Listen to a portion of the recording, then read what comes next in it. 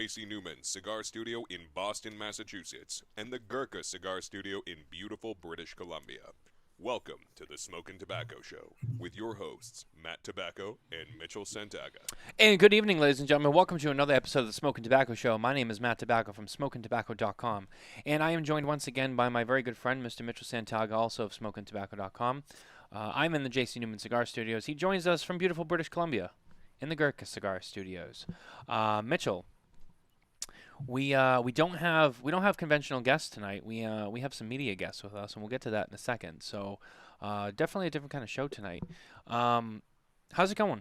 How's it going up there in Canada? I hear there's some smoky wildfires that are going on. I'm not sure if it's nesting into your area. I mean, it's definitely here in the upper northeast. But what's going on up there in Canada? You guys burning it down or what? Yeah, we're burning the country down. That's for sure. All the way on the west coast here, we've got a few fires, but on the east coast, it's really, really raging. I'm sure a few people have seen some of the dreary pictures. It kind of looks like apocalyptic over there. I didn't even know red about it skies. until like yesterday or today. I mean, I was like, what's going on here? Well, the thing about that is it really depends on where the wind is blowing. So you could be like, an hour away from a town and be totally clear. And then a couple towns later, just because the wind's blowing smoke into that area, it's like literally just, like I said, apocalyptic. It looks apocalyptic. Last year we had the same thing. Like we're beside Alberta, so Alberta tends to get a lot of forest fires. And then our interior, British Columbia, gets a lot of forest fires. And if the wind blows this way, it's bad. But yeah, I'm outside. It's about 85, almost 90 degrees today. Nice. It's pretty hot out. My allergies are absolutely destroying me. I don't think I have stopped crying for the last hour. You've been crying. Wow, what a baby. Yeah, just my eyes and my nose. So we'll see. We'll get through this. It's called Claritin. You should. I don't know. Maybe you guys don't have that in Canada. I just took a Claritin. We'll see if it kicks in halfway through the show, hopefully. Yeah. But yeah, it's a beautiful day. Besides the slight haze from the smokes in our interior, it's an absolutely beautiful day. And I see you're keeping with tradition. You're keeping your. I think this is consecutive. I don't think that we've missed a show, and this includes any Spare Note show you've been on, by the way. That you haven't worn the Benjamin Dakota Rogers shirt, and this is basically your show outfit now. This is you. This is the only shirt you're allowed to wear. Till I get a Smokin Tabacco shirt. They've been ordered, so you should have them soon. As another Matt I know would say, you'll have it soon. We'll have it soon. Yeah, very soon, very soon. You also, I'm not gonna get into it, but. I figured I had a whole mastermind plan to this. So Mitchell lives in Canada. So getting cigars or any of the cigar swag, just anything, to Mitchell in Canada is a pain in the ass. If you don't know what it's like to get tobacco products from the United States into Canada, let me just save you the time. Don't do it. It's a pain in the ass. So normally what happens is a little behind the curtain, as Cigar Coop would call it. Getting stuff to Mitchell is tricky. It has to be scheduled. It has to be coordinated. And there's many different things we do. But recently I sent him something, no tobacco products, just some swag stuff that he requested. And I said, sure, and I'll send that to him. So this is the thing. I'm not going to discuss like what it is because that's nobody's business. Not that it's bad; it's just nobody's business. But all of the items you requested, I sent to you. What I didn't tell you is I threw in a bonus item. And that's all I'm going to tell you. And I waited until we were on the show to tell you that. Ooh, I'm excited. Bonus item. You have a bonus item. So I'm excited. Because I know it's gonna like rock your world when you see it, but it's a bonus item. So, well, hopefully I know that you only requested the two things that you requested, but I said fuck it, and if anything happens, I take full responsibility, both morally and financially. So it's there you go. It's a little nugget for you. I Thank you. I'm excited. I'm we excited. we have two guests with us. You guys probably know these guys from Monday nights. That's right. It's Matt and Garret from. Sorry, where is my drop down? There it is. It's Matt and Garret from How About That Cigar, and there they are, live from Minnesota. There they are. What's going on, boys? I want to know when we're getting the Smokin Tabacco butt plugs too. Oh, You killed the surprise. those are special order, and they're made to fit. Killed the So surprise. they're made to fit. So we'll have to.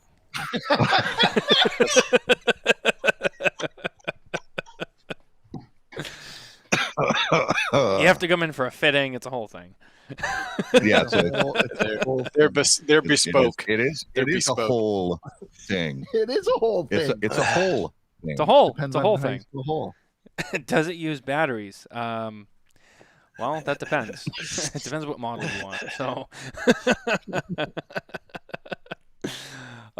man, guys, I'm so excited to have you here with us tonight. Thank you very much. The schedule for the show has been a little wonky, so this kind of got put together last minute, but I'm happy because we're here and it worked for the most part. My original plan was to kind of do a PCA Pre-Game show at the end of the month, but now we're all here, so we're going to kind of do it now, and it's close enough. We are literally, I think, to the day. I think it's July 7th, it's day one, right? Or is it July 8th? I think, yeah. So exactly we're literally 1 month. We're literally 30 days out from the trade show. And there has been a lot of, as you guys know, there's been a lot of releases that have already been announced, stuff that people are bringing to the trade show. There's also just the outside of actually being at the trade show drama of where the trade show will continue to be. There's some other things that have popped up with PCA that are even outside the trade show that I figured we could kind of rope in here. So here we go. I'm gonna get into it, and but first I got to start off by saying huge thanks to our partners who obviously we couldn't do this without. So our cigars tonight are brought to you by the number2guyscigars.com. That's right. If you head over to the number2guyscigars.com today, you'll find an amazing assortment and selection of cigars and cigar accessories from around the industry. If your local brick and mortar retailer doesn't carry something that you're looking for, head over to the number2guyscigars.com. Well, gentlemen, as our guests, I will let you start. What are you smoking with us tonight? We were grateful to receive some deliciousness from Davidoff, so I am smoking a Millennium Lancero. Oh, very nice. Yeah. And I have the Tatuaje Tuxla Tenderloin. I don't Lomo even know de the Cerdo. official name of it. Yeah, Lomo de Cerdo. Yeah. That's a great fucking cigar. I didn't think I was going to like this cigar. I thought I was going to be, because I was such a huge fan of the original pork tenderloin, I thought this was going to be a disappointment. It is far from that. It is so really good. Now, I wasn't around yet, cigar smoking wise, for the original pork tenderloin, but almost every review I've read, every person I've talked to has said that it's been one of the best cigars that they've ever smoked. I think even, was it Brooks who reviewed it for Half Wheel back when he was with his I forget what his original blog was, but I know his archives are in Half Wheel. And I remember reading it, I think he gave it like a 95, 96, which is, I mean, if you follow Half Wheel's reviews, that's really high, if I'm not mistaken. So I remember Coop kind of said this something very similar. I think he gave his like 94, 95, if I'm not mistaken. So, I mean, that original pork tenderloin, while I didn't smoke it, I knew like it was incredibly high praised. So I didn't really have anything to compare this one to. I have smoked this one. I have a bundle, but I thought they were fantastic. I know some people who were a little disappointed. I don't know if it's just because they kept thinking like this is going to be, like our second batch of the original, even though it's different. But I really enjoyed it. And so, is that the first one you've smoked? Oh, no. Third or fourth, I think. Oh, okay. Yeah, so you know what's going on. That's a good release. Yeah, it's legit. Mitchell, what are you Anytime smoking? there's people Go ahead, Garrett. No, go ahead. No, I was just gonna say, go ahead. anytime there's people, you're gonna have people things. You Yeah, know, I know. it could be the most amazing, perfectly cut diamond. Yeah. There's one asshole at least It's gonna find the flaw. that's gonna say something. Or Asshole. or movies, Yeah. There's some people that hate movies that are universally loved, Right. just to be a hipster, or some people that hate music that's universally loved just to be, Yeah. a hipster. I swear there's some people out there who just hate just because someone needs to do it, and they're like, fuck it, it'll be me. It's Yeah. like, Yeah. why? Unless you have a good reason. Like, why? Yeah. I don't know. It's kind of like the way everybody loves Gabe Kapler, right? Everyone thinks he's a great manager. He does such a great job. And then there's that one asshole who's like, nah. That's right. There's always that one There's guy. that one guy. that one He's guy. typically bald with glasses and Yeah. As far as that goes, as far as As far as that goes. Well, and also it reminds me of that Eminem line, God sent me to piss the world off. There are just certain people where I'm like, that was your job and you're nailing it. Yeah. Nicole points out, or the people that hate Game of Thrones. She's talking about me. It's not for me. And you know what? The difference though is I can say I watched 3 or 4 episodes and I said, this show's not for me. I lost my interest very easily and quickly, and I moved on. And I didn't want to waste my time sitting through, 7 seasons, waiting to find out when the dragons come. I was like, I'm done. I'm going on to another show. So I tried. But are you a fantasy fan? Like I was Lord of gonna the say, do you Rings?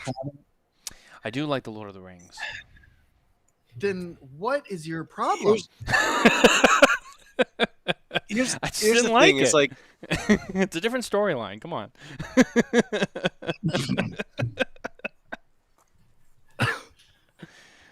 you should give it a whole season. Try. I'm At sorry, least a whole season. Nicole. Nicole, I am so sorry. Yeah. You should give it the whole first season at least, Matt. It's like the people who say Yeah. that The Sopranos wasn't a great show. And I'm like, I don't even want to talk to you. It's like, don't even talk to me. If you don't, Okay. if you don't like The Sopranos, then just don't even say hi to me. I don't even want to talk to you. So, But anyway, let's get back on track. So, Mitchell, what are What you am I smoking? smoking? This is a Mm. Nika Rustica Adobe from last year's freestyle? Yeah, that was last Yeah, it was. last spring. That was last year. Yeah. Yeah, this is the 6x60. So you got the freestyle live unbanded pre-roll. Yep. Yeah. Yep. Yeah. With some age on it, so That one's been yeah. sitting for sure. Yeah. Yeah, it's nice. Giving What a do you- little love nice. to the Gordos. I know. Yeah, they're He- sizes too. I don't know. All sizes deserve love. I go from Right. 4x40s to 6x60s. It's all good to me. If it's blended well, I'm going to enjoy it. 60 ring gauge is probably my limit to at least like comfortability in the mouth. That mouth comfortability. So, Mm. but. Mm. Yeah. Like college age, Those are different Tiny days. You can things. go bigger than 60. So I think Yeah. what he's telling us is that Asylum's 8x80s are just Yeah. it's too much meat for him. right. Too Yeah, much it's- girth. There's just too much. Yeah. Yeah. Well, everyone we all have our everyone, limits. I was gonna say everyone's got their limit. I mean, apparently yours is Yeah. But I mean, reasonable, $20 but- is $20. So So, whatever, we know where Mitchell stands. That's great. I'm smoking speaking of people who have larger cigars, as of recently, and to quote a great man, any answer to any great question, soonish is their universal answer. I decided to go with a Room 101 Payback.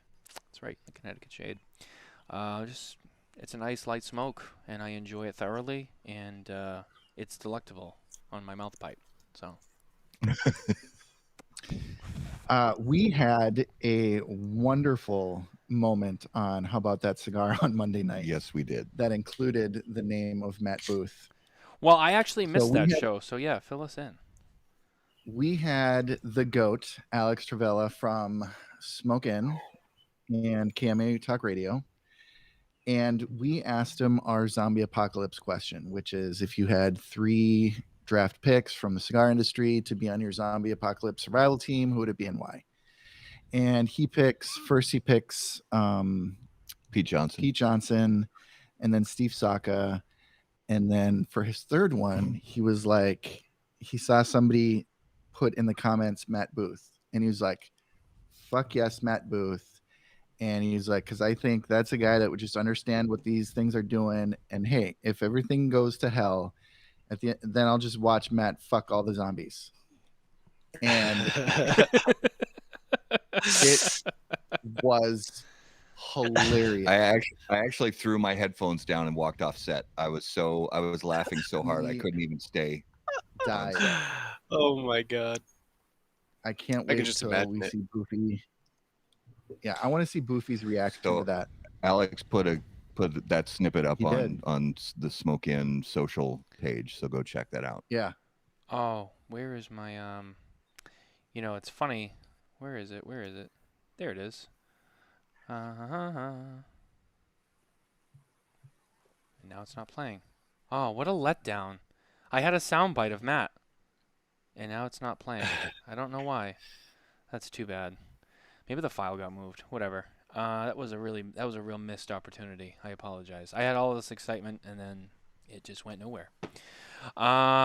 Anyway, but yeah, I'm excited because he's actually going to be at the trade show. There was a lot of speculation last year if he would be, because of the acquisitions that were made. But it appears to me that, it sounds like he's going to be there with Forged, in the Forged collective booth, not the single branded booth, I guess, of. And okay, I like that answer, Matt. Sorry, we're having a sidebar conversation. It's how production works. But no, I'm very excited. So, all right, let's get this out of the way now because this will make the rest of the evening easier for me in terms of running the show. So, Garret, I assume you're obviously going to be at PCA because you'll be there with Don Doroteo, which I think is a given, right? Yes. Okay. Yep. Now, Matt, are you and Justin going to be at PCA this year? Well, I sent an email to 187 people on Sunday morning or early afternoon saying, hey, guys, we're really sorry. We're going to miss you this year. We're not going to be at the PCA trade show. And people were very sweet. I got some great comments and, love back saying, hey, sorry, we're not going to see you. It's a bummer that you can't make it, blah, blah, blah. And that was very heartfelt and very much appreciated. And then the next day, in the final hour, we were approached by a brand wanting to sponsor our trade show coverage. Oh, keep going, Matt. And we were able to work out a arrangement with Don Doroteo Cigars. Oh, wow. What a surprise. Don Doroteo Cigars is sponsoring our PCA trade show coverage for 2023. And Justin and I will be there the entire trade show. Nice. That's awesome. Can I just be the first one to say, thank Christ. I was getting worried. I was brother. I was getting worried, man. I was like, my boys won't be there. That's why I sent the email on Sunday. I said, what, I feel like we've done all we can. We've put out as many requests for sponsorship and things like that as we can, and it didn't happen. It's not that we didn't work for it, it just didn't happen. And I was content. I was not content, but I had reached the point of acceptance. I said, okay, it's not going to happen this year. I'm going to email everybody and let them know, and say we'll see you next year. And then, yeah. Well, one of the things that I did notice was, and I don't want to get too deep into this topic, but I did notice that you guys weren't the only ones who I spoke to privately, who were maybe on the show, and for multiple reasons, but some of them had the similar reason to you. And I thought it was really interesting, but it seems to me like most of you guys that I have spoken to, or, especially now that I'm hearing this, have, been able to work it out, shake it out, and make it to the trade show. And I'm very excited because, outside of what actually happens on the trade show floor, I mean, there's only so many times a year that all of us actually get to be together. And it's great. So, I mean, getting to see you guys is a highlight of my year because, I love you guys. So, I'm very excited. Very, very excited that you guys are going to be there. I'm really happy. Yeah. And now the rest of the conversation will be easy because I know for sure you're going to be there. Well, Garret was going to be there all along anyway, but Yeah, also but, he's going to be in the Don Doroteo booth, so he's going to be, not going to be able to see all of the coolness. I know. I remember the first year, was it 2021 when it was just the two of you, and you guys had on the matching gray, and you guys looked like Wonder Twins. It was awesome. Yeah. 2020? 2020, there was no show. 21. I said 21. 21. Yeah. Yeah, you did. Yeah. And then I misspoke. Yes. 21. You guys were like the Wonder Twins. You kind of had like matching outfits. You were all in gray. And yeah. It was awesome. So did now you send another email right after to another 187 people just saying psych? Just that's it. Just basically psych. Yes. Sponsored by Don Doroteo. That's exactly what I did. I sent an email last night, and I said, and the subject line was, "Do you remember that last email I sent?" ? Hey, for the record, I didn't get either one of those emails. Well, I didn't include any media people on the. It was only brand owners, brand ambassadors, that kind of thing. All right. The important people. The important people.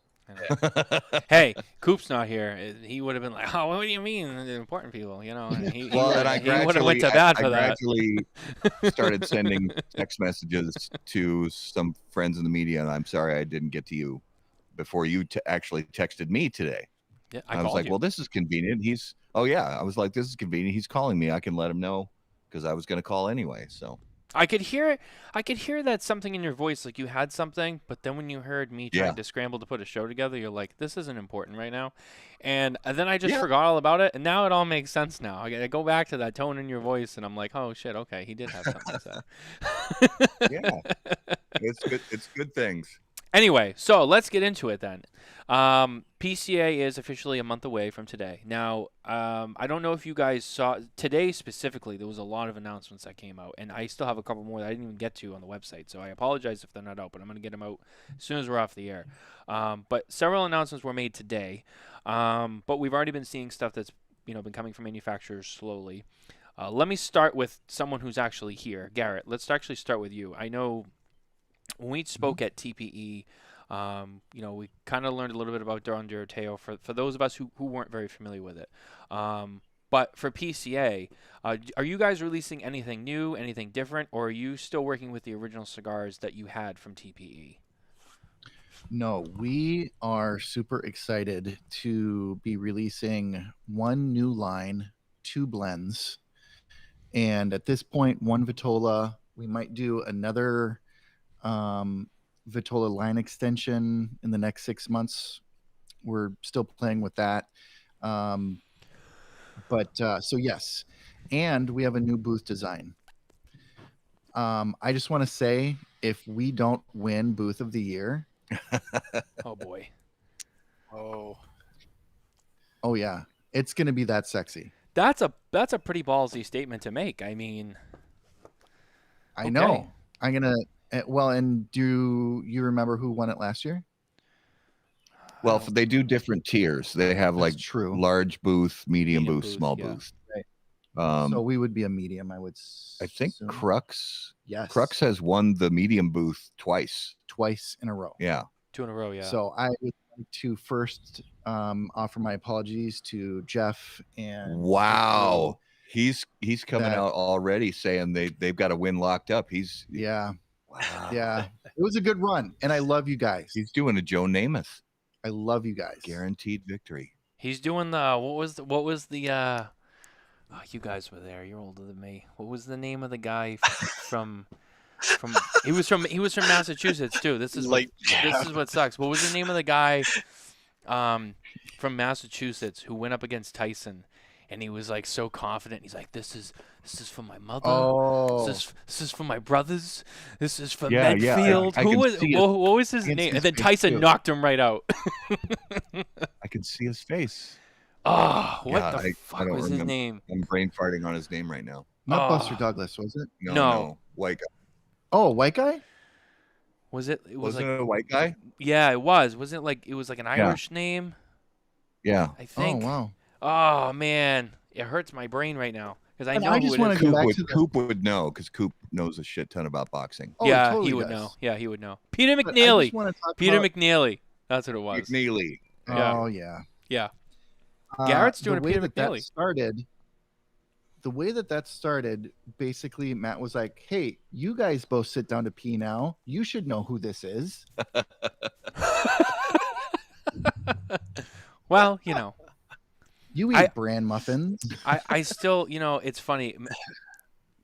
For those who don't know how old Matt is, and we're not going to say it, nobody say it, and just in case whoever doesn't know, if you knew, I feel like most of you would be surprised, and I still think he's lying to me. But you know, there's still people out there who say they still think that I'm lying about what my legal last name really is, and it is what it is. I've shown people my passport. I mean, there it is.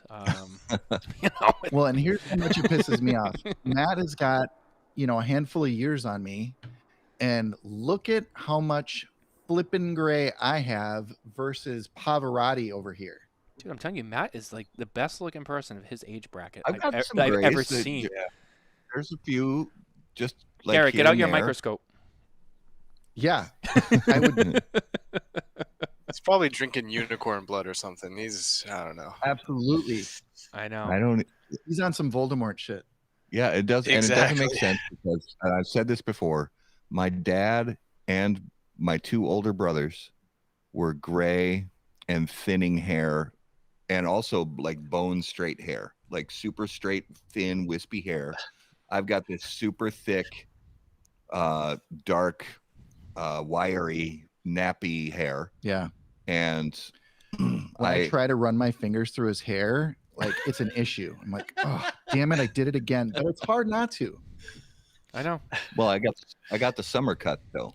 Oh, did you? Oh, yeah. Yeah. Okay. Oh yeah, there you go. Damn, dude. I'm growing my hair out. Matt, you look better How than much? me. You look better than me and Mitchell. We're half your age. I mean, a little more Well, than but half. I've got I'm carrying around the 60 pounds of extra weight too, which doesn't help me. You hide it well. That's the difference. You hide it well. I kick, I wear big shirts. I stretch, and kick. That's right. I'll be as usually happens, my birthday happens during the trade show. My birthday's July 9th, so I'll be 52 on tell the ya? third day of the trade show. Wow. I want to go. I want to get a cake. To be my dad. I just want to I don't want to see you. I don't want to see you that day. I want to avoid you at all costs. And then when I do see you, I want to see you on the trade show floor. And I just want to have a cake there and be like, boom, it's your birthday, and just surprise the shit out of you. And you'll be like, this is awesome, great, but like this is not the time. Just Well, mind- you and then be Nicole like, gave me that awesome you go. shirt last year. Oh, yeah. You gave me Oh, that that's awesome right. shirt that says, it's I'm not 51, I'm 50 with a year. What was it? I'm not I'm not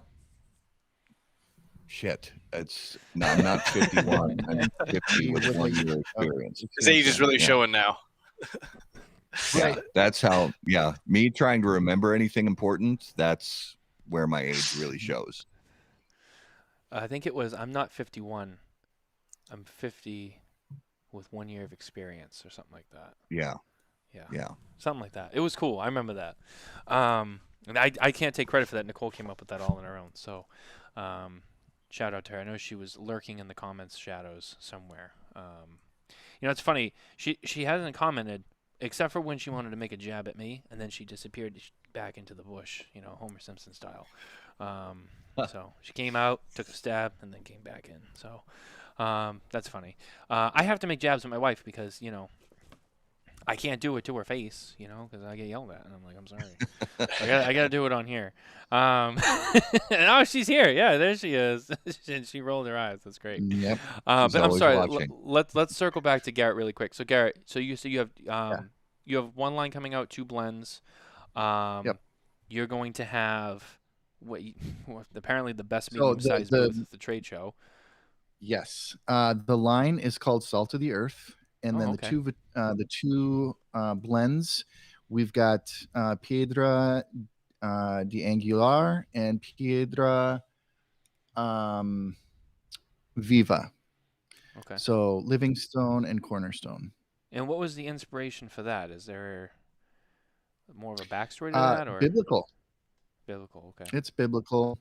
Yep. Wanted to kind of have this theme of salt of the earth and but if we're being literal about where we got the ideas, it does come from the Bible, but okay, we're not trying to be like, here's Jesus. Do you want to talk about you're not using it to proselytize it? We are not. Yeah, we are not. Yeah. Okay. It's just a theme for us and important to some, and the wording works. Now, I know that, so when I saw you guys at TP, that was the first time that I had personally encountered Don Doroteo. And please forgive me if I say anything incorrect. I'm just working off of my memory. Mm-hmm. But if I remember correctly, the cigars that you guys have been selling that you had at TPE, those cigars had some age to them, some significant age, if I remember correctly. And I remember you telling me that those cigars were rolled long ago and they've aged, and those are the only cigars you have. So when those are gone, those are done. Is that correct? That is correct. So they were sitting in the La Aurora aging room for 14 years. And PCA last year was when Don Doroteo launched that brand, that line. And then, so now those cigars are 15 years post-roll. And we've got about 15,000 of those cigars left. And so, that we're going to kind of flip strategy a little bit on how we use that, what we're calling the legacy line. And it's really cool. So we're really excited. Yeah, I've smoked some of those. I found them to be pretty good. They were really interesting. The whole backstory. I remember at the show we met up. We had an interview with the whole thing at TPE. Mm-hmm. So I'm excited to see you again on a business level at PCA to kind of catch up with you guys again. I want to see this sexy booth you have.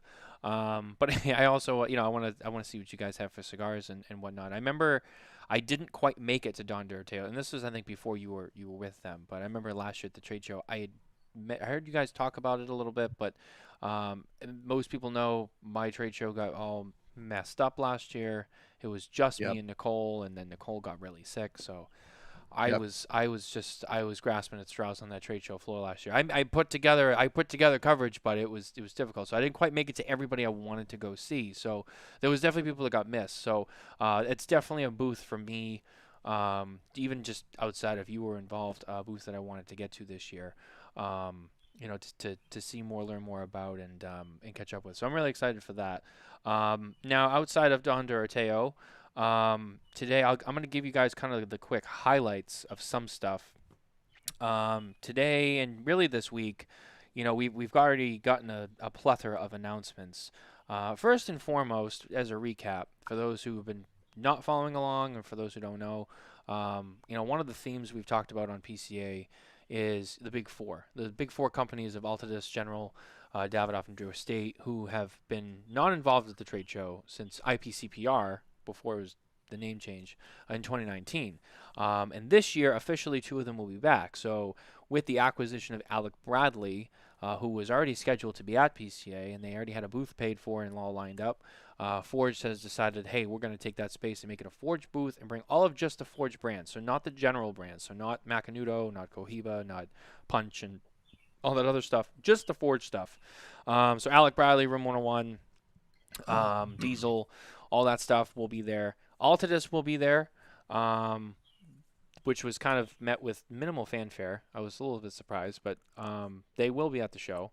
Also going to be at the show is Joya de Nicaragua, which is interesting because normally they are part of the Drew Estate booth, but they will be exhibiting alone this year without Drew Estate, although I know Drew Estate has confirmed that they will have some sales reps there to help facilitate orders of Joya de Nicaragua products. So the only one that's not going to be there is Davidoff. And it doesn't sound like Davidoff is going to be there next year either, but it does sound like a full-blown Drew Estate reunion will be in the cards for next year. But it has not been confirmed. It's just what I hear on the streets. So very excited for that because, as you guys know, the last couple of years, those big guys weren't there. So there was a lot more time and focus on kind of just everybody else. That normally a significant chunk usually goes to those Big Four because they do dominate the trade show floor in some capacity. In years past, I will say their booths look a little bit smaller than what they've been before. So definitely a different dynamic. But so they will be there at the show. Now, one of the most interesting booths that I've been getting a lot of things about, I'm sure you guys have heard, is United. United Cigars, I'm sure you guys were at that booth last year. United/Selected Tobacco. They have, last year they had a whole bunch of announcements. They had a great show. They debuted some new stuff. That Alfonso was first shown there. Went on to win Cigar of the Year with us and Half Wheel. And I think Dojo gave them Luxury Cigar of the Year. So they did well last year. And they're already shaping up to have another interesting year. We've gotten several announcements from them. Today they announced that they're going to be bringing a 10-year aged Atabey Diosis, which is like their double Corona size, in the Atabey blend. Same size, same blend and everything, just another 5 years of age on that cigar. They're also bringing a Atabey Humidor that we saw last year, which has, I believe it's 5 of every size in the line. They're bringing a new Alfonso this year with a darker wrapper. They're bringing their the first cigar NFT. They're bringing the Atabey Black to their.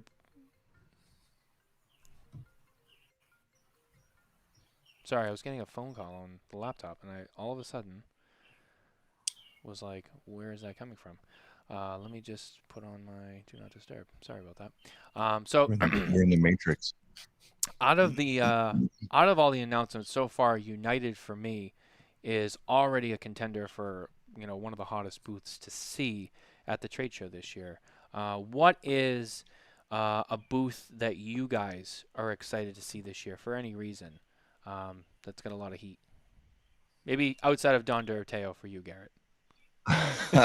Well, just to be fair, don't get me wrong. Like, no. When I'm there on the show and I see any of you guys walking around doing interviews, it pulls at my heart so hard. And I'll talk to Matt, or I'll talk to you, Matt, or Coop, and I'll be like, what was cool today? What did you see? What do I got to go see? And I will take time out to go visit some of these other booths. For me, now that my role has shifted a little bit, now it's more about relationships and seeing people, and then, learning about what they're doing. Like, I love the journey of Lee Marsh. His story is fantastic. His cigars are great. And I'm excited to see Lee and see what new stuff he's got going on. Stolen Throne. Yeah. Are they confirmed? Is Lee confirmed to be there? I'm not 100% sure personally. Yes. Well, they're on the list. Well, but it's not marked. Oh, it's not marked confirmed? It's not marked confirmed on on Cigar Coop's PCA big board currently. Yeah. So. Well, Lee, get your shit together. Yeah, you've got a Confirm or month. deny. You've got a month. You can put something together, right? Yeah. Oh, yeah. Also, I agree with Matt that I'm excited about United and Selected Tobaccos, because this is 2 years in a row for them, really, because last year they also had a lot of announcements, a lot of product. Their presence at the trade show rivaled some of the big four booths that we had seen in the past. It rivaled some of the best booths that we had ever seen. It's like a museum. It was truly like you walked into a fine art museum. Yeah. and the pieces were lit perfectly, and it was beautifully laid out, and they had a lot of new products that they were featuring, and they're doing the same this year, it looks like, and maybe not as many as last year, although who knows, maybe they're not done announcing. I don't know. It's still a little early. We got a month to go, so who knows? Yeah. Well, remember last year, even I'm outside, excited for that. Sorry, I'm just gonna add in there. So outside of all the selected tobacco stuff that I mentioned, that wasn't even the stuff outside of that. I mean, the Red Anchor came out last year. They added Red Yaya Anchor, cigars to their portfolio. Yep. I think they brought the firecrackers that they had last year, which they did, I think, 3 different firecrackers last year, if I remember correctly. So, I mean, you have selected, which is huge. But then you have all the non-selected stuff, and then all that stuff collectively makes up. So, yeah, I mean, that's actually a good point. I actually haven't heard anyone put it that way. But, yeah, I mean, when you look at it, Matt's right. United is kind of have that rival of a Big Four kind of show. I mean, they had a lot, and they had stuff, you guys remember, they had stuff at the selected booth that was just there, and they weren't taking orders for it. It wasn't available. It was just kind of like, hey, check this out. Maybe you'll see it in the future. Yeah. We'll see. Yep. Yeah. So, well, and the contrast between because my first introduction to a trade show with United was TPE of 21. Where did we see them at 21? Yeah. And they were in that pavilion. Yep. Yeah. Yeah. They just do that little pavilion, and then PCA. Oh yeah. Like this. Yeah. World of Huge difference. Spread. Yeah. well, I don't think they bring selected to TPE, so it's just like a stripped down United. Yeah, they don't. It is. Yeah. Yeah. Although Oliver's always got a few in his pocket. He sure does. He always does. Which we love. We love very Oliver grateful for. So much. Oh, he's one of the best. Yeah, they really seem to be making over the last couple of years, making a big push. I think they're actively trying to take market share from the Big Four. And I don't think in competition in business, I don't think there's anything wrong with that. No, not at all. Because, they've got a scale of products covered through the United side and the selected side. You've got price point cigars, you've got everyday cigars, you've got, they're reviving some old brands with Red Anchor. Yep. And then you've got the high dollar, the high end side for smokers that maybe normally would reach for Davidoff or Opus X. Selected with Atabey and Byron, they're now saying, hey, these cigars are, they're pointing at the affluent cigar smoker and saying these cigars are for you. Mm-hmm. If you like Davidoffs, if you like Opus X, these cigars are for you. And they're actively trying to compete, and I applaud that. Yep, I do too. Not to mention you have a guy running the selected side who has ties to a lot of higher end creations at Habanos SA. Yes. Yep. So I mean, you also look at it. I mean, outside the U.S., I mean, selected, I almost positive is only exclusively available in the U.S., so it's not really a direct competition. But if you would normally want to have those luxury Cuban products too, it again, as you mentioned Davidoff, but like on a global scale, you have Davidoff, you have Habanos, which are probably worldwide the biggest names. But the reason why I say that is just because when you look at Atabey, Byron, Alfonso now, Bandolero, I mean, you have that kind of same level of, Mm-hmm. luxury, so to speak, right?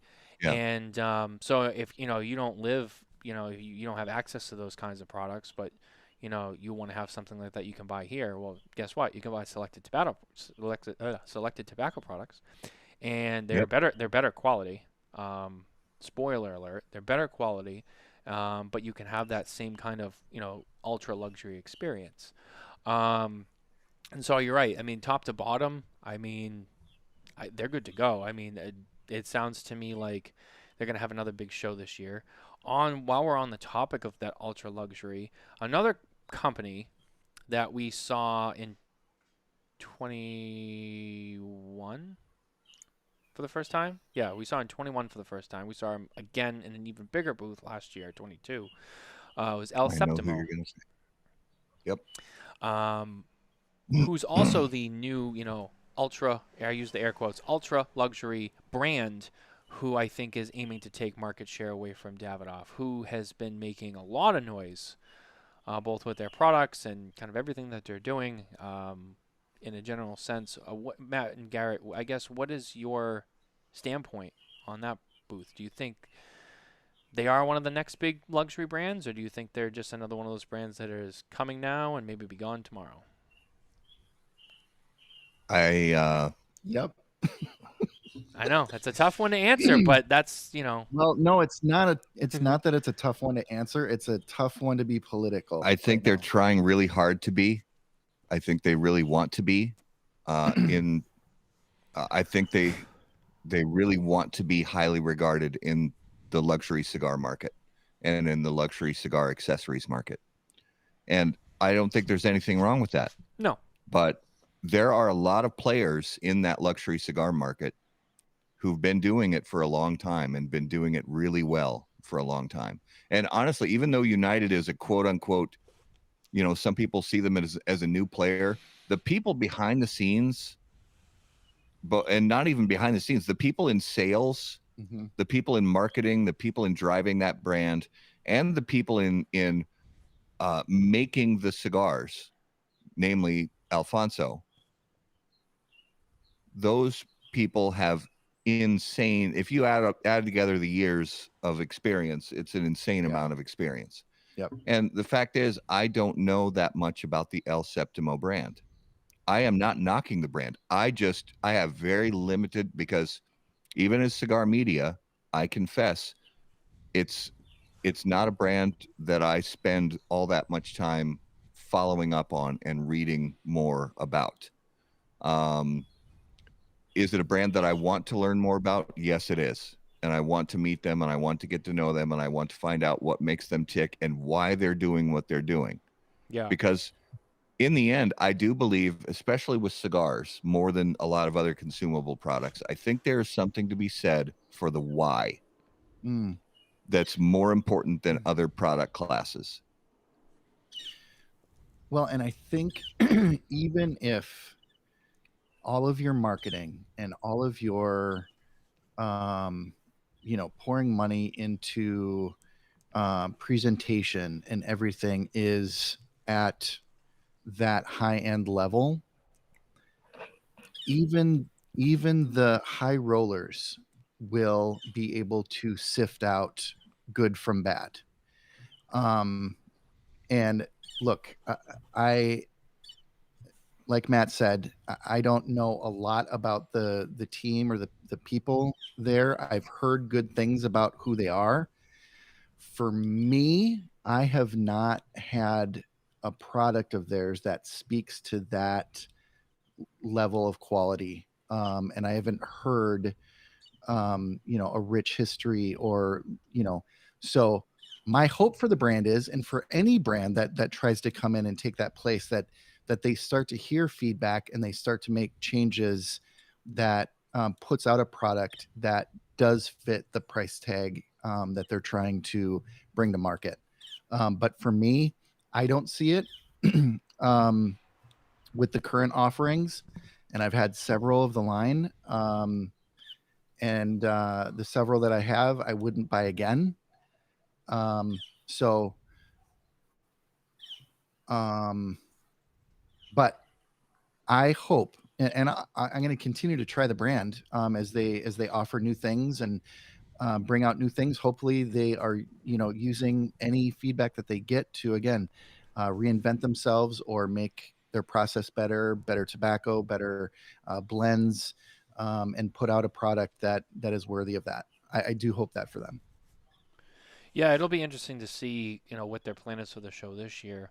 I think the first year they kind of came, they made their presence known. Last year, they introduced some new stuff that was more budget friendly. They introduced some cigars that were around $10, $12. I think in their Emperor collection, if I remember correctly. They renamed the original core line brand that was of the higher amount. So I think they've kind of organized and created this, this wide band price-wise of products, which I think is something that they learned they kind of had to do. But other than that, now it's like, okay, so now where do you guys go from here? So I am interested to see what the show is like for them this year, to see kind of like what where they go now. I do think it's still early to tell, but I bring it up because a lot of people ask me about them because they kind of came out of nowhere and they've made a lot of noise, so to speak. Everyone's talking about it, everyone's asking about them, but like they've only been really known and around for a couple years, so it's kind of like so again, I'm curious to see. I think I'll have a better idea after this year of kind of like maybe where they're heading based on what kind of happens at the show, but who knows. Yeah. Outside of the ultra luxury lines, we'll get kind of into the regular kind of brands, the more common brands, I should say, maybe for lack of a better term. I know Aganorsa's got some new stuff. Epic Cigars. This week, was it this week? I think it was maybe end of last week. They announced that they're going to be doing a cigar with Chaz Palminteri, actor Chaz Palminteri, called, you guessed it, A Bronx Tale. The latest celebrity cigar collaboration, which to date, I think the only celebrity cigar collaboration that I've heard get real critical acclaim lately is Espinosa's, Knuckle Sandwich project with Guy Fieri. So this is interesting. I'm really curious to see kind of where this one goes. I'm not sure if you guys heard about that one yet, or if you saw about yeah. And it's exciting. It was exciting for me because I really like Dean Parsons. Love Dean. And then when I saw this coming out with, I'm also a big fan of that movie, A Bronx Tale. But I'm a big fan of Chaz Palminteri's. I think he's been highly underrated in his career, and I really was I really had expectations, back in the 90s that he was going to be the next, big thing in that sort of, genre of the New York born actors, that group, of the, the De Niros and the Pescis and Pacino. And he just didn't, his career didn't seem to go on the trajectory that I was hoping it would, because I loved him in so many different things. I mean, if you want to, A Bronx Tale is, fantastic. Then you want to talk about him in the Usual Suspects, and one ironically that a lot of people don't even know about this movie that I absolutely love, and it's one of the only Woody Allen movies that I enjoy, and that's Bullets Over Broadway. He is absolutely lights out perfect in that movie. If you haven't seen Bullets Over Broadway, it's got him, Jennifer Tilly, John Cusack. Go find that movie on a streaming service and just watch it. You will not be disappointed. It's absolutely wonderful. But yeah, I mean, I'm hoping beyond hope that the cigar matches the enjoyment I've gotten from watching Chaz Palminteri in movies. Well, the one thing that I do know, which I really like about this, we talk about celebrity collabs a lot, and how I think a lot of the times on past experiences, a lot of times they don't usually live up to the expectation. Now, I think Espinosa with Guy Fieri, I think, really kind of broke that stereotype. Now, I do know that Chaz Palminteri will be in the booth at the trade show for the first 2 days. I did not know that until just will, now. He will be at the I trade show. seriously just my hair on my arms just stood up. He will be there for the first 2 days. And I like that because to me it's like, hey, I'm not just having some guy make a cigar, put a Bronx tail on it, and that's cool. Like, he gave a shit enough to be like, hey, I'm gonna go to your trade show and I'm gonna talk to people and show my face. I'm a celebrity, people want to see me, but like, I'm actually gonna be at the trade show. I'm gonna be in the booth. I'm gonna talk about my cigar. I'm not just gonna be like, Jeremy Piven did, where he kind of just silently said, hey, like, can you make a cigar for me? And then like nothing happened. I think that. I like that, and I'm hoping that shows like he's committed to the brand, the way Guy Fieri was with Knuckle Sandwich. So I'm very excited because I'm like, oh, hopefully this is like another step in the right direction for celebrity releases. Like, hey, they actually kind of promote these things. So I'm very excited. I'm very excited about this, and I thought that one was definitely worth mentioning. So, side note, it's hard for me to get excited about celebrity, and I mean, love Guy Fieri, and it was a great line, and that I think you're right, it hit. But I still go back to, so I'm a huge hip hop fan, especially East Coast hip hop, and when Jay-Z put out his cigar, I was so excited for it, and then I smoked half of it, and I was very brokenhearted, and ever since then, it was like, these guys just want to put their thumb on something. And did you ever try a second one? Did you ever come back to it and smoke it again? I really should have. I never smoked it at all. Who made it? I don't remember. Cohiba. Yep. Okay.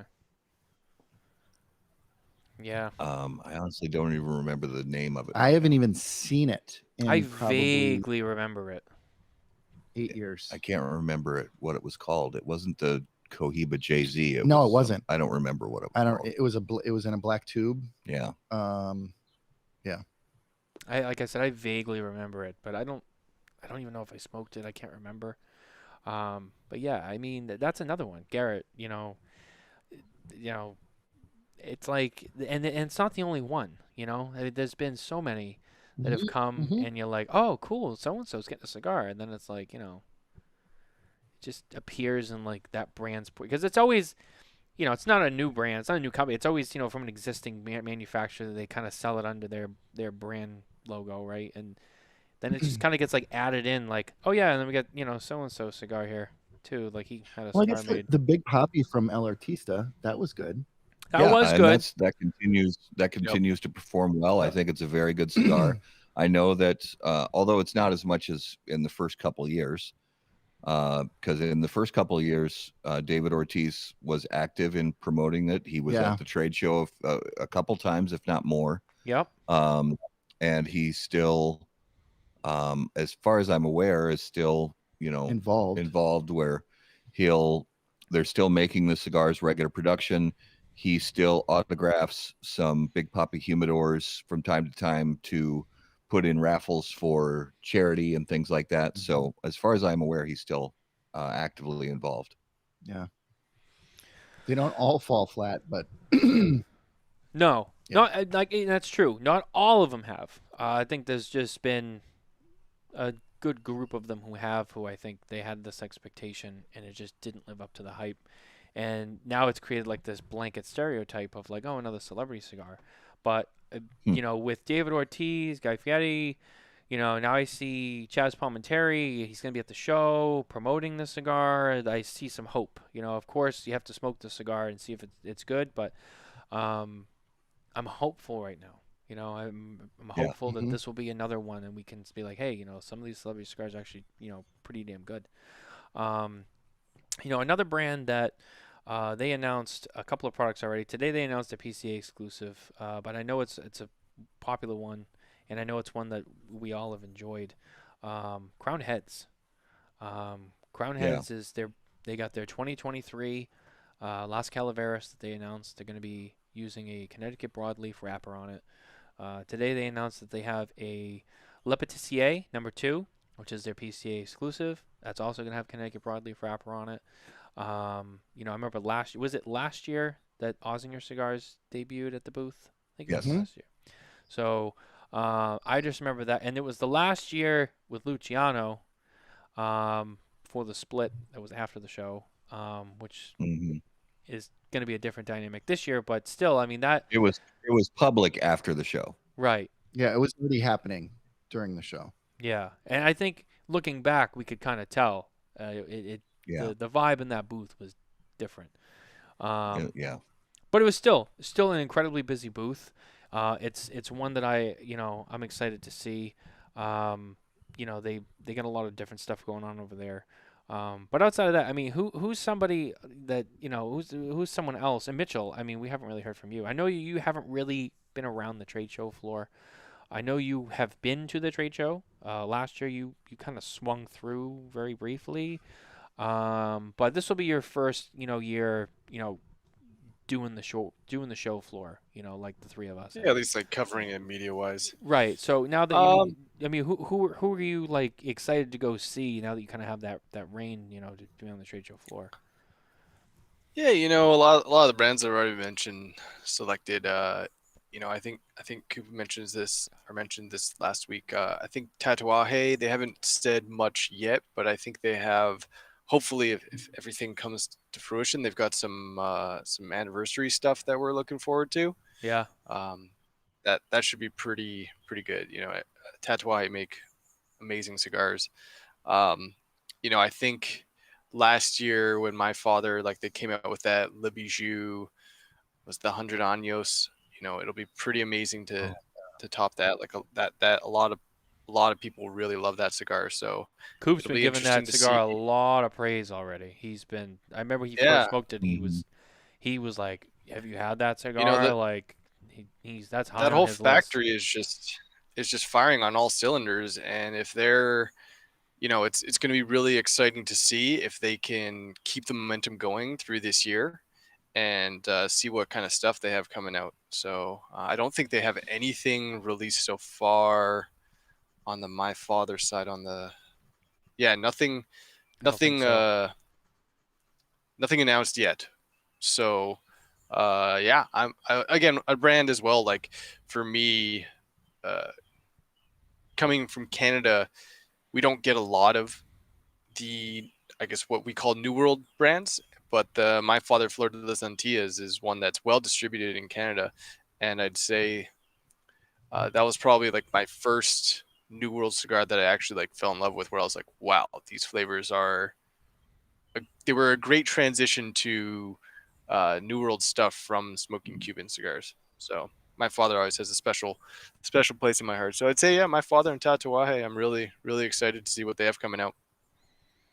Yeah, and they usually don't disappoint. I mean, Matt, Garrett, you guys have been to the show. You know how it goes. I mean, going to see Pete at Tatuaje, he's usually got some tricks up his sleeve. He's usually got something on display. That's a winner right there. Yeah. And I know he likes to kind of play it close to the vest too on his announcements. So we'll see. So one of Pete's East Coast sales guys, Mo, who is just a fantastic guy. Both he and I got the. Oh shit, that's right. The sleeve. You're still working on that sleeve. Fausto. So I got the Fausto, and then Mo got the Fausto on the back of his neck. And we've already agreed to do some cool photo shoots at the PCA this year with Pete. And excited to see Pete and the crew. Yeah. Yeah. What is oh, sorry, one more I wanted to bring up. One more. Micallef Cigars recently announced and kind of soft launched, although their full launch will be at the trade show, is their new Micallef Black line, which I've already smoked. I've smoked both the Toro and the Robusto, the two sizes that it's going to debut with, and I thought they were pretty good. And in my opinion, I like the Toro better, and I thought that it was probably, in my opinion, I thought it was the best cigar that they've made to date. not that their cigars are bad, just out of all the ones, I think this one was the best one. I think this cigar might get them some more fanfare than they've gotten, in the last couple of years. I know they've been making a lot of changes over there.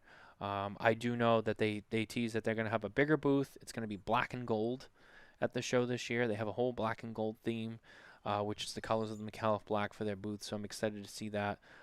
Just kind of see, if this is the cigar that kind of really gets them the momentum that they've been working on the last couple of years.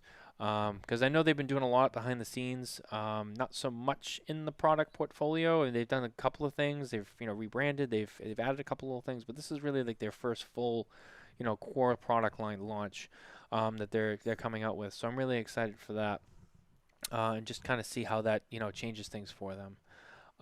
But yeah, I mean, it is still kind of early. Go ahead. I'm curious, Mitchell. How do you say the 5x50 size? 5x50, like Robusto. Yeah. How do you? Okay. Now, Matt, how do you say 5x50 size? Robusto.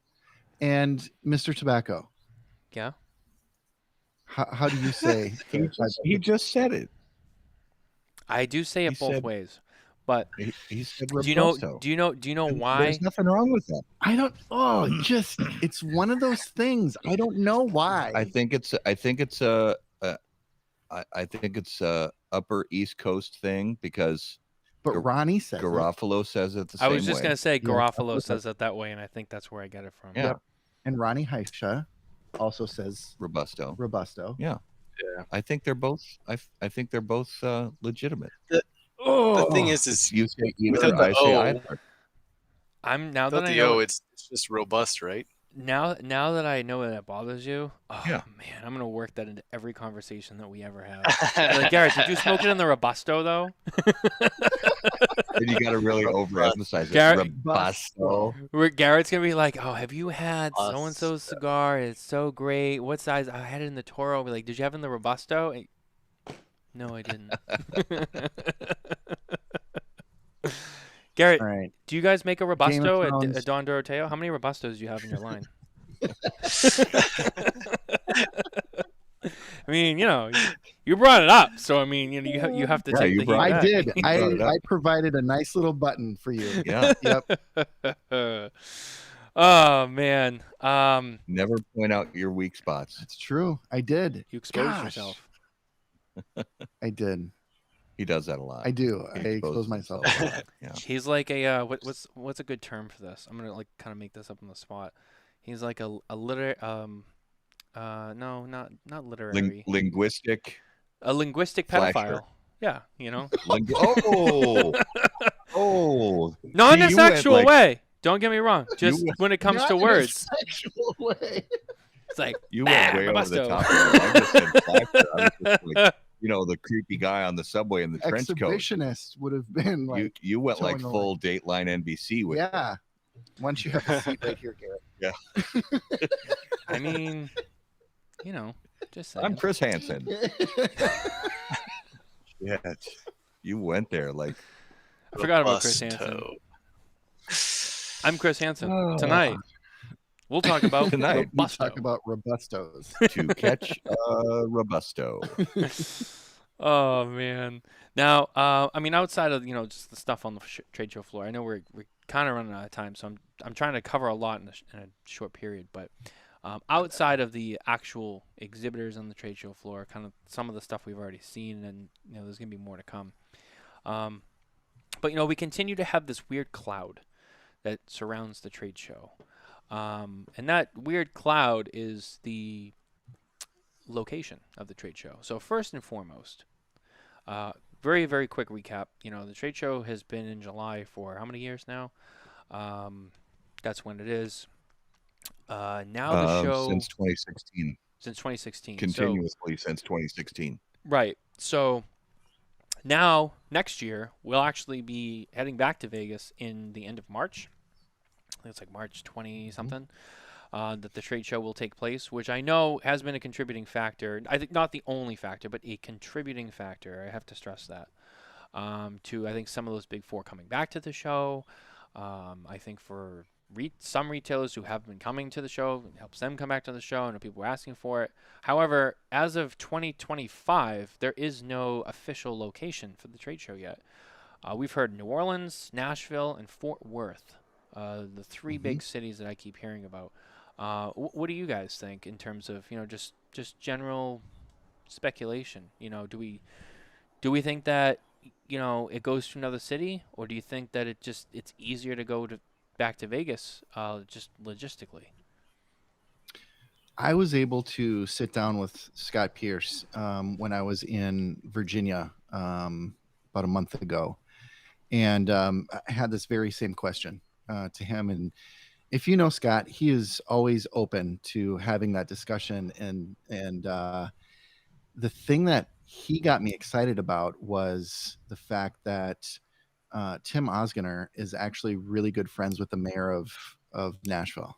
Okay. And Tim is really trying to champion the trade show coming to Nashville. And I would love to go to Nashville if there's a legitimate, place for us to go and smoke. And I love Nashville. It's a fantastic town to go to, both, off showtime. There's a ton of food and great shows and always a ton of live bands. I love live bands. So I would love that for a change of pace. So that's the one thing that I'm really rallying on.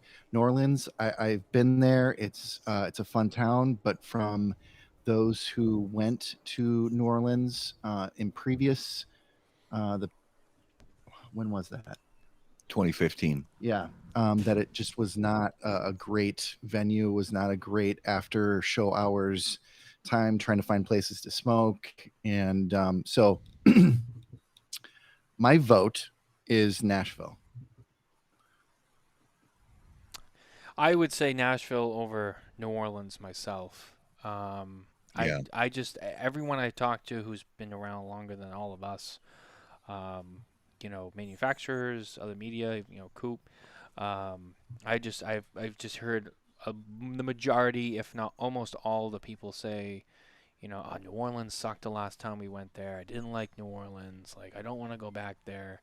And it's funny because I keep hearing everyone say, like, oh, and PCA has acknowledged that. And there's a random cat in my garage. Who are you? And now he's gone. But I've heard that we've heard that PCA has mentioned New Orleans by name, that they're exploring that possibility. But then I feel like everybody I talk to is like, I don't want to go there. That place sucked the last time we were there. So I'm like, does the PCA say, hey, let's just go for it and try it out? Or, are there enough of these people who are saying, like, we don't want to go there, that's not a possibility? But I keep hearing about it, and I keep hearing that it's a front runner for the 26 show or 25 show. So I don't know. I guess none of us really know, but it is curious. It is the front runner for the 25 show. I don't, because so in a nutshell, in my mind, and I'm not an expert because my first trade show was in 2016. And I haven't been to a trade show in a city other than Las Vegas. But when I imagine a trade show in a city other than Las Vegas, and I've heard this from other people who have been to shows in New Orleans and Orlando, and one of the biggest points to the trade show, because you can buy and sell cigars any day of the year, anywhere. The biggest thing about the trade show is the relationships, the networking, the just community part of it. And a big part of that is what you do after hours. And I know the PCA has been working on some after hours stuff, and I applaud them for that. And I hope it works out. But when you look at cities like Nashville, New Orleans, St. Louis, Kansas City, Washington, D.C., just name a big city. Juneau. Name a big city somewhere in the United States. And you have to have a large enough venue, convention space that is going to allow indoor smoking. Yep. And you have to have a large contingent of spots where companies and groups can have after hours events where you can still smoke. Yep.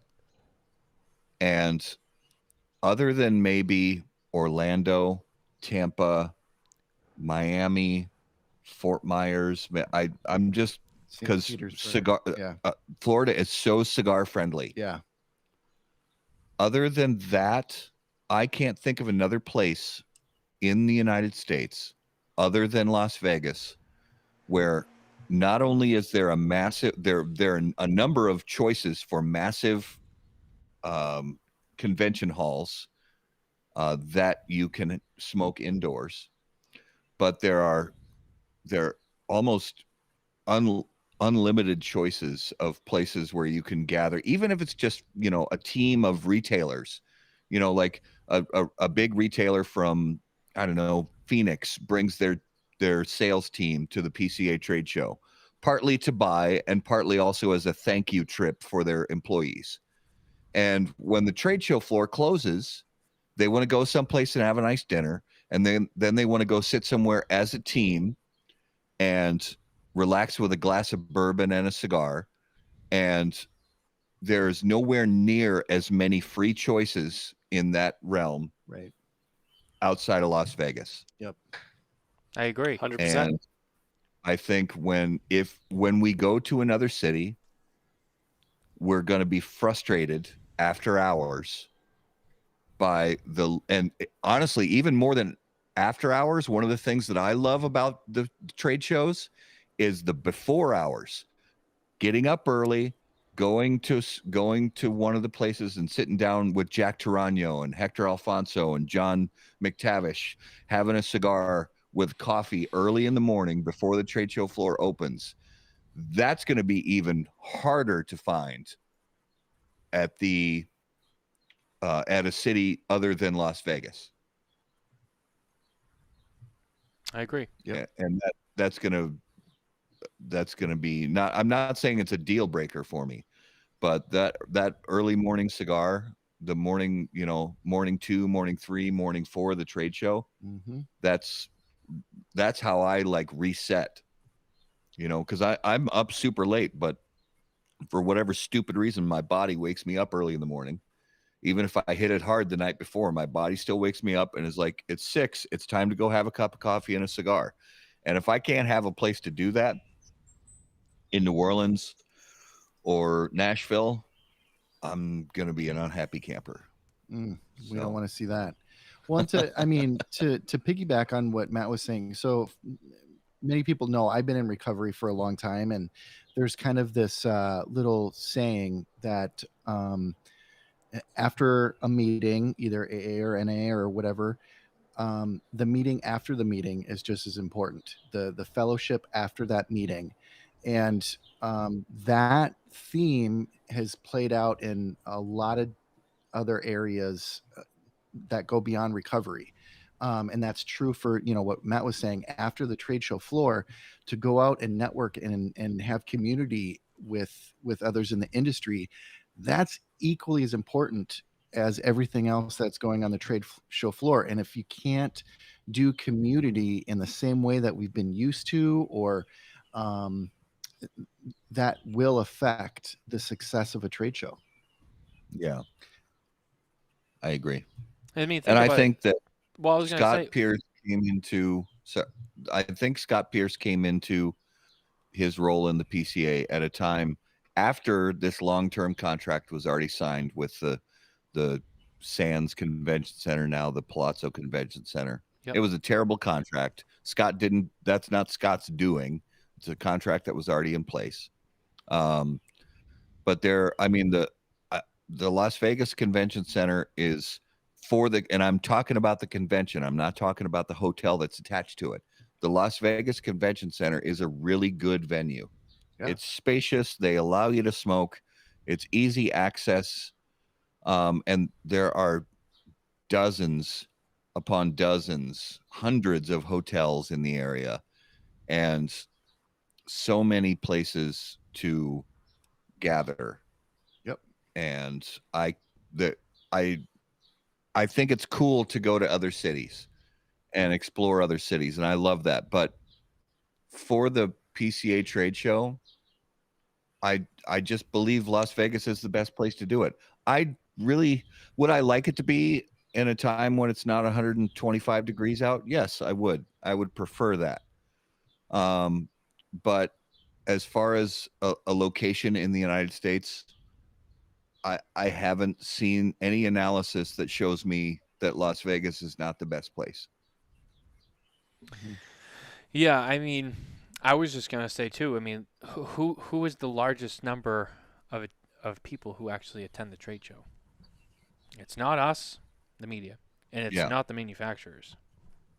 It's the retailers who come. It, So absolutely the retailers. they're like the biggest customer, right? So it's like, And they should be the target audience. That should be and the piece and I believe that Scott and his team currently at the PCA, that's what they've been. sorry about that. It sucks because we had everyone on here and we had all the viewers, and like now it's, I don't know what They're happened. coming back. I don't know. Coming back. I don't know what think happened. Yeah. It's never They were happened good to go. before. Literally, that's in 3 years of doing this, that's the first time that this has happened. That sucks. It's probably the cat. No, Well, no. I'll just to finish my thought, so we can move on. I think Scott and his team have done a great job of putting the focus and understanding that the target audience of the PCA trade show should be the retailers, and I think that's important. I think I believe they do have that focus. Would I like to see some more glitz and glamour and flash, similar to what we see at the TPE trade show? Yeah, I would, but I understand that costs a lot of money. Yep. But I've changed my mind on this over the years. That I used to say no, the PCA should save every penny they have on lawyers and all that. But I do think it is worth spending extra money on some events for the retailers and the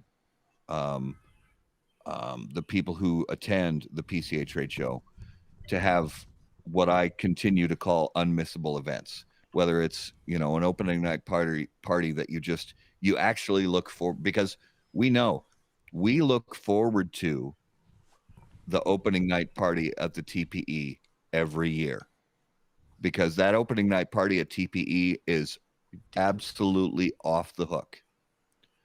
And the opening night party at PCA is a little bit more reserved. And maybe that's what they're going for. I don't know, but I'm just saying I think it may be worth a few extra dollars to because it happens one year, and then people are like, I can't believe you didn't go to PCA, and then they're like, oh, I don't go to PCA because it's kind of boring, and then they're like, no, it's not boring anymore. It's absolutely out of control. It's a great time, blah, blah, blah. And I think it's not going to happen overnight, but I think if they're willing to and able to, and I don't know the able to, because but if they're willing and able to put some more money into, just making it so that the retailers just say, I cannot miss the PCA trade show. I can't miss it. Not because of deals, not because of any of that, because this community event that they have is just so vital to my relationships with the other people in this business that I cannot miss it. Yep. Well, I was gonna say, before we kind of wrap up here, one of the things I was actually talking to Skip Martin recently, and he actually mentioned something to me that I kind of was interesting. He was like, as you guys know, he listens to a lot of shows, and he had said to me, he's like, hey, a lot of you guys like to talk about the trade show, whatever, and like that's cool for those of us who are involved in that, but for the average consumer, like they don't go to that show, so like, how does any of that stuff really affect them? And I think, a good way to tie into the point he was trying to make, as a reminder to those who have nothing to do with the trade show, just their average consumer, when a trade show doesn't go well, and people don't come to the trade show, right? For a customer, an average consumer who goes into a cigar store, you know, maybe they don't get as many, new cigars, that maybe they would have found by exploring the trade show floor. You know what I mean? They'll just reorder kind of like what, they already have. You know, if you're a retailer that doesn't attend the trade show and that they don't go around and they meet new companies, they meet new brands, they try new stuff, and go, hey, let's bring them in and try them out. They might not do that. You know what I'm saying? They might just be like, hey, we're just gonna order more of the stuff we already have, and especially if you're someone who likes to try new stuff and you really like to explore cigars, and and your shop's not getting new stuff in because the owner's like, we don't really go to the trade show anymore because it sucks to go to, and there's nothing to do outside the trade show, and it's just a waste of money, and so we don't go. And hey, they might not get stuff. They might miss out on PCA exclusives. They might miss out, and I know, like Matt said, it's not really about the deals, but just like the type of products that maybe they will buy, maybe they discover. So I think there's a little bit of that too. If the show's not enticing enough or it seems valuable enough for a retailer to come to, then it's going to affect what's in the store, and that's what affects the average consumer. Yeah. So again, I think that's why it's important for the consumer to kind of pay attention to what goes on with the trade show. That obviously what's coming out at the trade show. You can that way you can see what your retailer may be buying, and if they don't, you can find another retailer who does, or you can tell them like, hey, like this is coming out. Are you guys gonna buy that? Are you guys gonna carry that? Or and if maybe the retailer sees that there's interest from the customer base, like, oh, a lot of people keep asking us about this cigar, this brand that we don't carry, but people keep asking us about it, so maybe we should go over there and check it out. Maybe we should try it out because it sounds like people are waiting to buy it.